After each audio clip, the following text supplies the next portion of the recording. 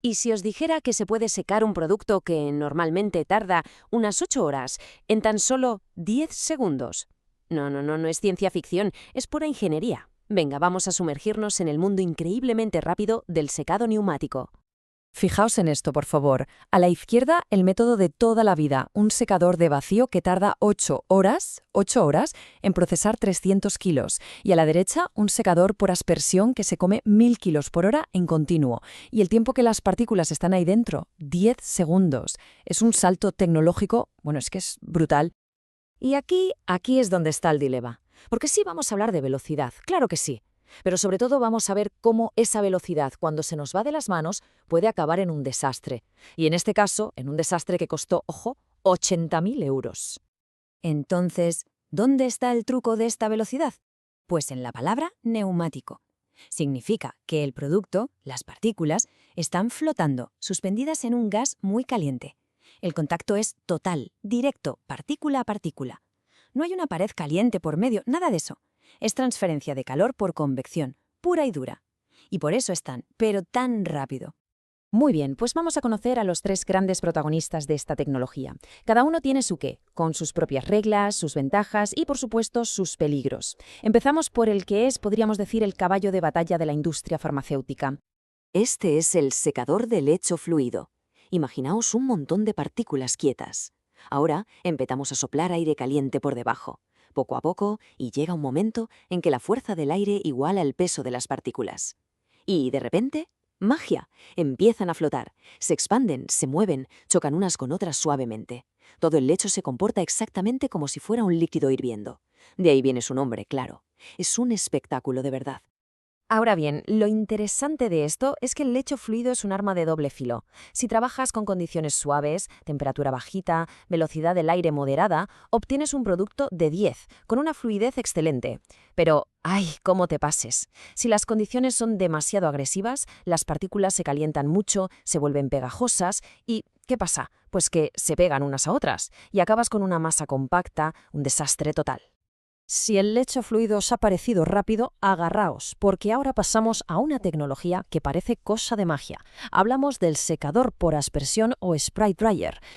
¿Y esto cómo funciona? Pues mira, coges una solución líquida y la pulverizas, la conviertes en millones y millones de gotitas minúsculas. Esas gotas entran en contacto con una corriente de aire muy caliente y el agua se evapora al instante. El tiempo de secado es de 1 a 5 segundos, nada más. Y el resultado que deja, bueno, el resultado es único en su especie. Es que el secador spray produce partículas que son esferas perfectas y además huecas por dentro. ¿Y esto qué significa en la práctica? Pues que la fluidez del polvo es excepcional. Para que nos hagamos una idea, su ángulo de reposo, que es la medida de cómo fluye un polvo, es de solo 20 grados. Eso es casi la perfección. Es como tener miles de millones de rodamientos de bolas microscópicos que fluyen sin atascarse jamás. Es el sueño de cualquiera que trabaje con polvos. Y para terminar con nuestros 3 titanes, tenemos al más bestia de todos, el secador flash. El nombre ya nos da una pista, ¿verdad? Es la velocidad llevada al extremo. La ventaja está clarísima, seca en segundos. Pero el inconveniente es igual de claro. El proceso es tan violento, las partículas viajan a velocidades de hasta 50 metros por segundo, que los cristales se hacen añicos. Se produce lo que llamamos una atrición brutal, que puede llegar a reducir el tamaño de las partículas hasta en un 80%. O sea, velocidad pura y dura, sí, pero a un coste muy, muy alto.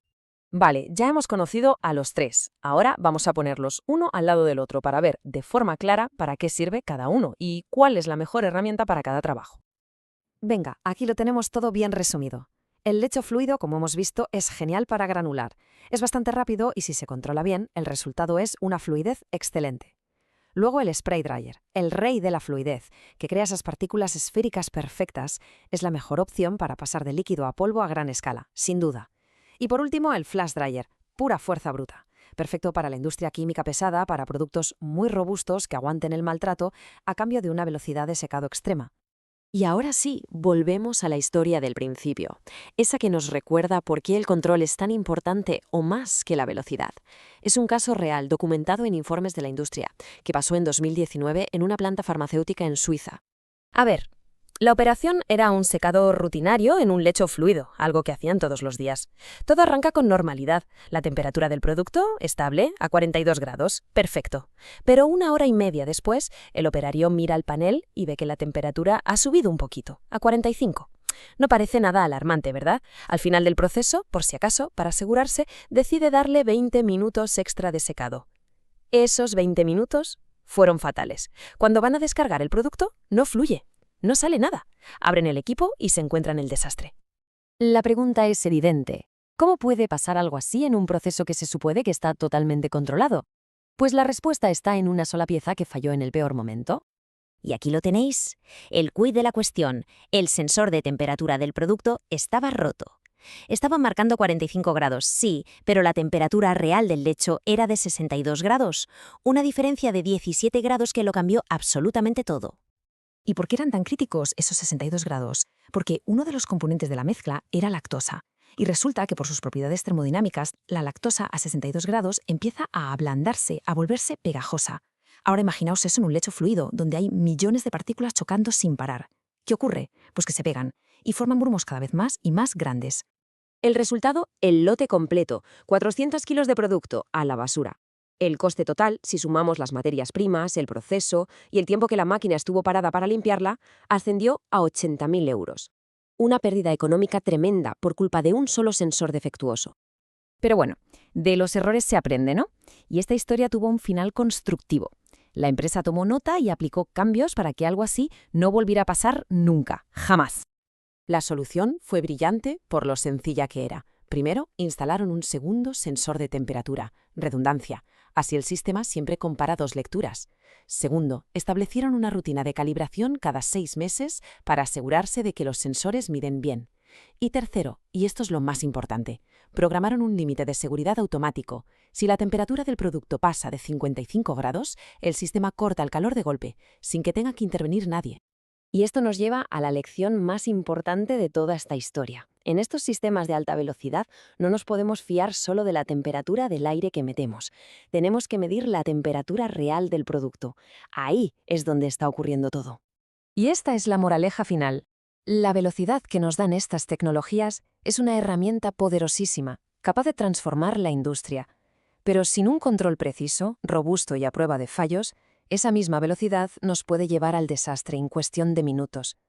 La verdadera maestría no consiste en ir rápido, sino en saber controlar esa rapidez en todo momento.